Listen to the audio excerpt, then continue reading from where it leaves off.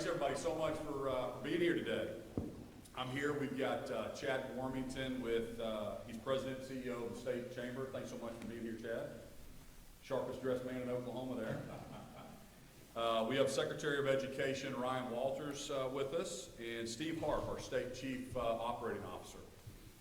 You know, from the beginning, we've made it clear that schools need to be open for in-person learning.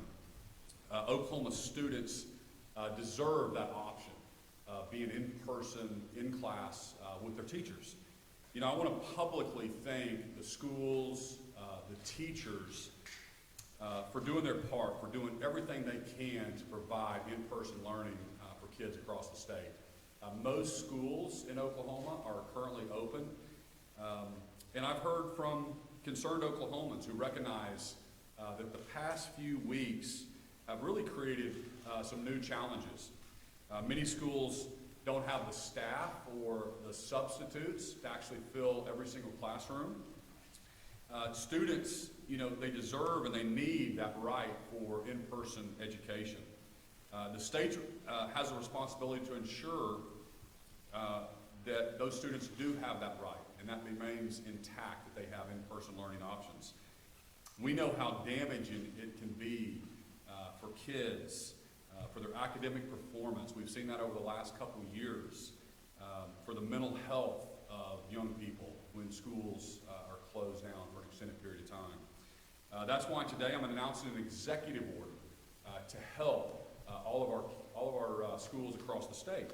I'm authorizing the state agencies to allow their employees to help keep kids in school by substitute teaching all across the state. Secretary Walters will work with school officials, administrators, to get this implemented across the state. The core mission of all of our 32,000 state employees is to serve the public and to help make Oklahoma a top 10 state. Throughout the pandemic, we've seen substitute teaching all across the state. Secretary Walters will work with school officials, administrators, to get this implemented across the state. The core mission of all of our 32,000 state employees is to serve the public and to help make Oklahoma a top 10 state. Throughout the pandemic, we've seen state employees, they've answered the call, they've switched and moved to different state agencies where we needed help at that specific time. And right now, that means stepping up to help our schools. So I'm asking all state employees to see what they can do, because in-person learning is so important for the future of that specific child, but also for the state of Oklahoma. I'm encouraging everyone in our different communities around the state to reach out to the local school district and find out what they can do to help. And maybe that is substituting. So let's come together. We're going to think outside the box, and we're going to help keep 100% of our schools open across the state of Oklahoma. With that, I'll turn it over now to Chad Warmington, the State Chamber President, to give you an update from the business community's perspective. Chad? Thank you, Governor. It's a pleasure to be here today. Look, we all know that school closures really negatively impact the economy in both the short and the long term. Various global studies and national studies have concluded that students that are out of school have a long-term reduction in their earning power and in their potential long-term reduction in the overall GDP of the nation. More immediately, school closures exacerbate the labor shortage that businesses are already grappling with as employees have to stay home from work to handle their their children's school closure issues. And so we believe that employees have valuable skills that can be brought to the classroom to support students in schools. So today, the State Chamber is announcing an initiative called the Guest Educator Program to help fill the gap that districts grappling with staff shortages due to COVID-19. But frankly, this program can continue on for not just for now, but in the future as well. Our immediate goal with the Guest Educator Program is to make businesses aware of the role that they can play in ensuring that students are able to continue learning in their classrooms, and to help them understand the relatively simple process that's there to make themselves available to their local school districts. We believe it's good for the community, it's good for the kids, and it's definitely good for business. Additionally, what we really hope is that this program will help build the long-term relationship between and partnership between local businesses and schools, and subject matter experts could be available to work in classrooms that would pay dividends to educating students on the future workforce needs of the state of Oklahoma. In fact, Senator Jessica Garvin has some legislation this year filed to help with adjunct and highly qualified substitute teachers that really speaks to some of that as well. So we'll be working with her on that. And so there's been pockets of success over the years where schools have partnered with businesses, but we hope that this point in time, we can really strengthen those partnerships between industry and schools and to help turn the corner on some of the workforce issues that we're having. So it's not a quick fix. This is a collaborative approach, and it's a long-term approach that'll involve parents, the business community, the education system. But we believe that if the guest educator program works, businesses will be more empowered to match up willing employees of theirs with a school district in their area to help fill the needs. And so they can visit okguesteducator.com. There they'll find a portal where you can find a school district and the contact information to help match up your employees with a school that needs it. And it's a relatively simple process. Most of them just require a background check. But again, working with your local school, you can figure out what the requirements that they may have as well. So I really want to encourage businesses across the state to look into and join the guest educator program. I want us to rally together to keep schools open, keep kids learning, and keep parents working. Thank you very much.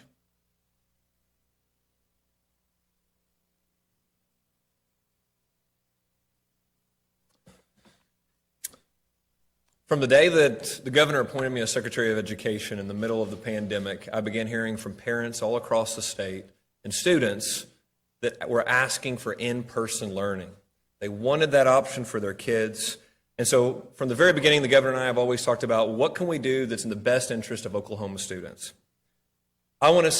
We've seen throughout the pandemic the negative health impacts when it comes to the mental health of a young person, when it comes to the academics of young people that do not have in-person school.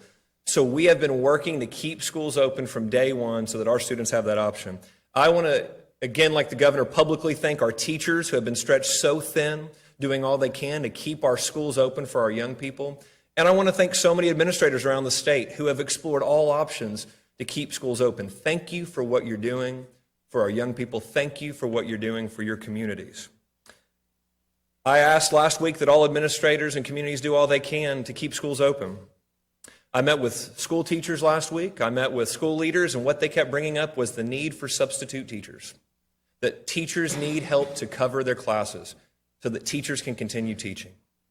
I want to thank Governor Stitt and Chad Wormington from the State Chamber, moving quickly to find ways that we can bring more human capital to our schools so that teachers get that help that they need.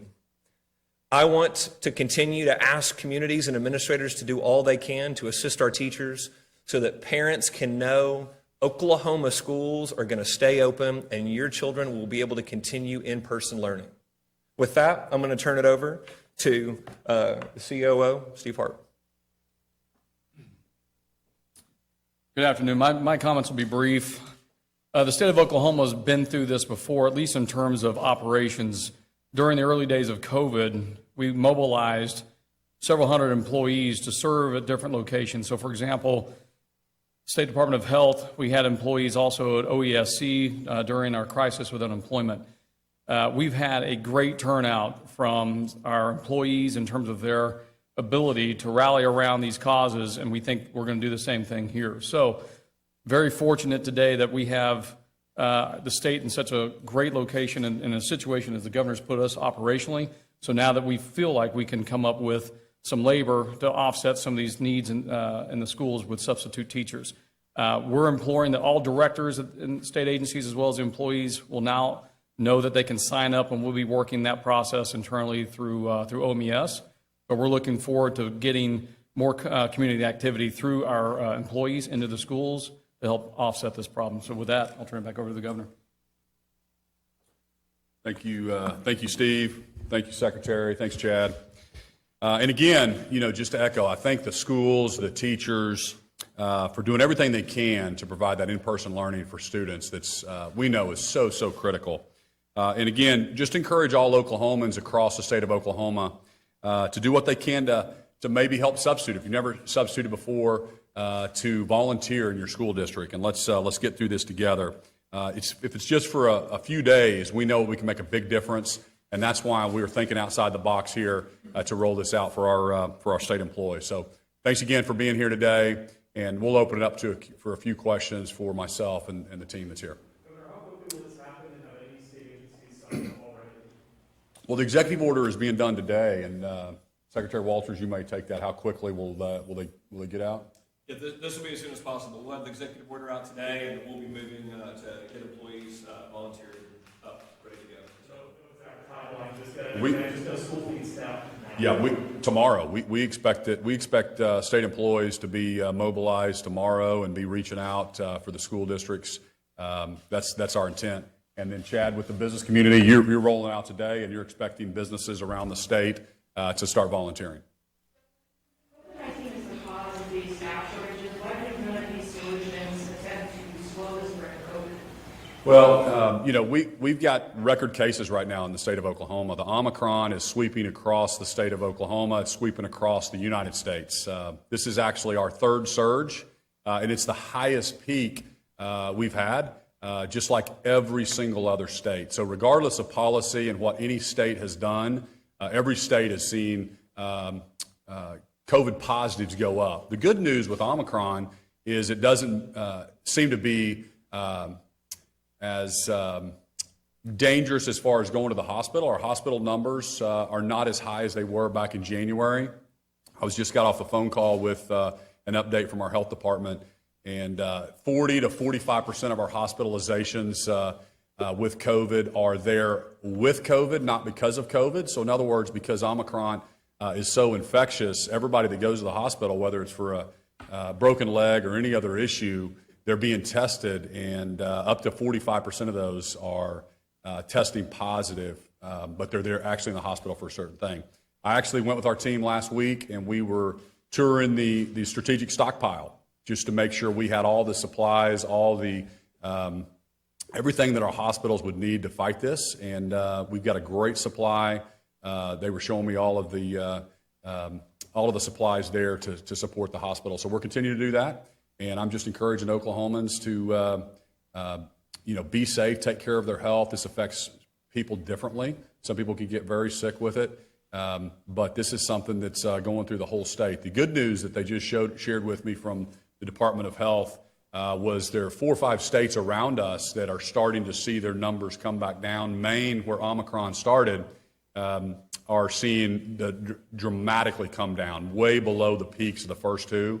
And then even Louisiana, a couple other states around us are starting to see the numbers. Florida's coming back down. So we think we're about peaked and coming back down on the other side of it. These folks who aren't trained in education going to the classroom, what would you say to folks who say they're basically acting as babysitters in the schools? Well, I mean, substitute teaching. Number one, we know that the best solution is our wonderful teachers across the state in person teaching young people. Second best thing is substitute teachers. There's wonderful substitute teachers. There's wonderful people from the business community. And so that's the second best thing is we've got to keep our kids in person, keep the school doors open, because there's a whole nother set of consequences when kids are at home. And Chad Warmington talked about these parents are still having to go to work, and these kids are left by themselves at home. So I would much rather have them in the classroom, and I think most parents agree with me. Back on 2 hours ago, the state hospital leaders, or the OKC hospital leaders, had a press conference talking about the backup in their emergency departments. And they've got, I think, a combined 117 patients who are waiting for an ICU or ER bed and can't get in it. They're saying that their employees, nurses, doctors, they also have infections, they have family members who are sick, they're strained. Early in the pandemic, you had you declared a state of emergency, and there was some flexibility given, there was some implementation of some things, hospital search plans, things that we're not hearing about any further. I asked the hospital CMOs whether they were thinking about asking for a 2-week state of emergency, either from the city, Oklahoma City, or from you. Thoughts on, is there any benefit to that? Is that something that's on your radar, or did you figure out things that you don't need to have that added authority and flexibility? Well, obviously, I'm briefed all the time. If the hospitals need anything, we're going to do everything we can to supply what they need. ICU numbers right now are around 270 across the state of Oklahoma. The peak number was over 400 in January. And again, out of that 270, about 40 to 45% of those are there with COVID, not because of COVID. We can track those numbers now. So if there are things that we can waive, if there's bureaucracy, if there's things that the hospitals need, we'll absolutely look at those. I have not heard of those. We've heard about some staffing, non-medical staffing needs. So our Department of Health was just briefing me that they were connecting them with some of the personnel services across the state to provide some of those non-medical needs. So that's one option that I know that they're looking at.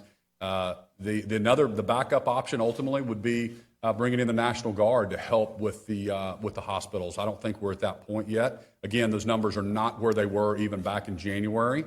We're very sensitive. We talk about it every single day. We're working on it. We want to give our hospitals everything that they need.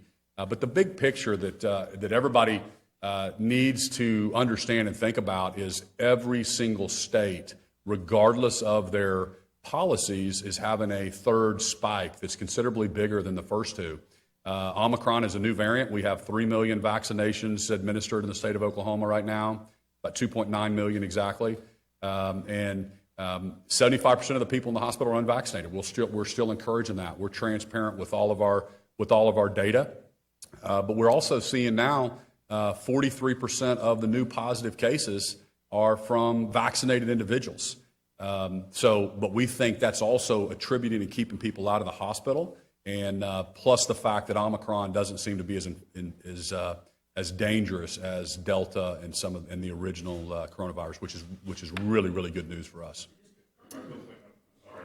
So if the hospital leaders were to request from you an emergency declaration for specific reasons, you would weigh that, and you would. Well, there's a difference between waiving a bureaucratic policy or declaring an emergency in the state of Oklahoma. So we would give them everything they need to waive any kind of bureaucracy or hindrance to them take care of patients. So that would be our commitment.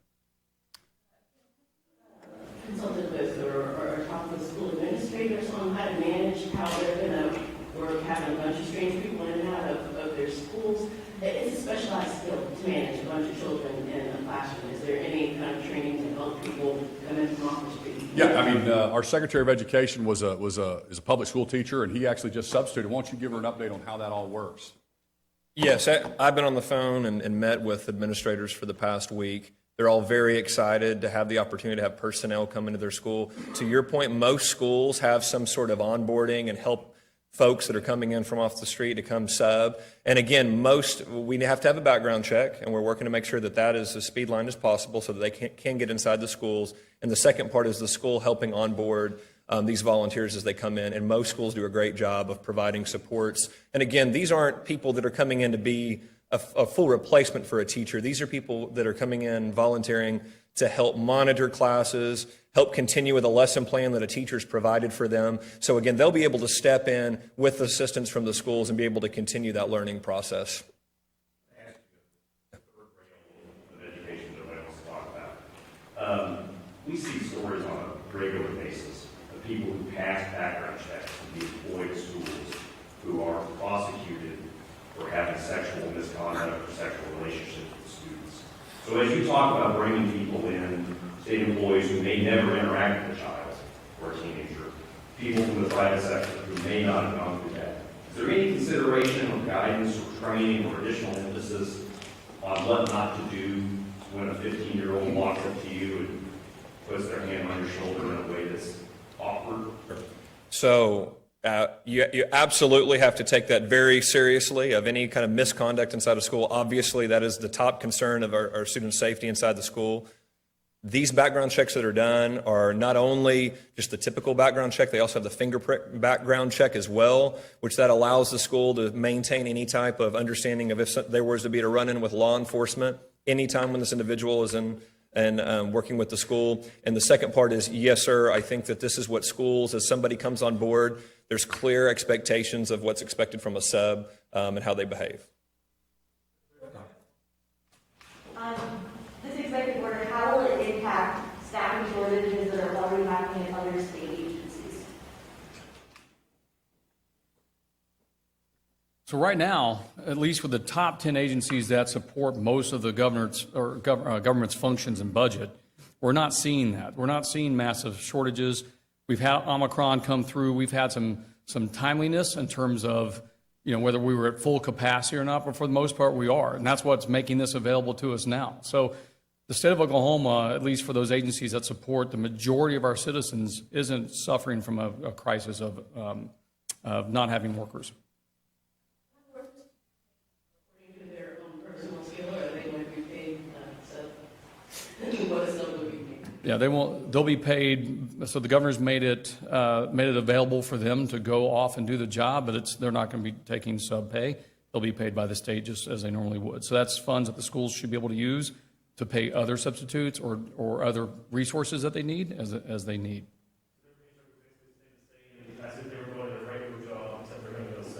That's correct. That's exactly correct. Just as it was during COVID in March of 20 and during the summer of that same year. Vaccinated. I don't think that's a policy that I'm willing to speak about because the chief operating officer, but it's not one that I'm asking for. Governor, you mentioned the National Guard as a possibility of going to hospitals. Would you ever consider sending the National Guard in to keep schools open? Well, no, we haven't considered doing that. The National Guard would be used for if there was any kind of, like we were administering vaccines across the state early on. We're delivering PPE across the state. So if there was a shortage or a need for the National Guard, that's one thing. The substitute teaching piece, we have not considered the National Guard for that now. They're not being required to be vaccinated, but would you say to parents who are maybe concerned that just bringing more people on campus might only further the spread of COVID cases? Yeah, I don't think any teacher's required to be vaccinated today, so I don't think that would change for a substitute teacher. Thanks, everybody. Thank you.